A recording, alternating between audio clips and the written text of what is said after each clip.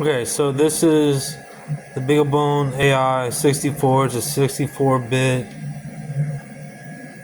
ARM AART 64 type TDA 4VM processor with the BeagleBoard type form factor with the 2 headers with some extra headers.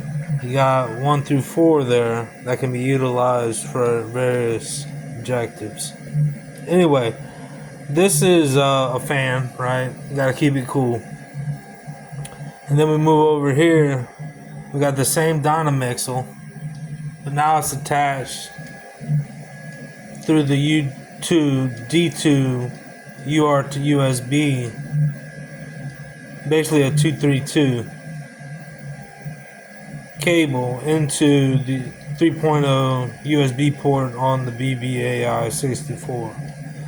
We got, let's see. Let's try not to give too much away here, what I'm doing, but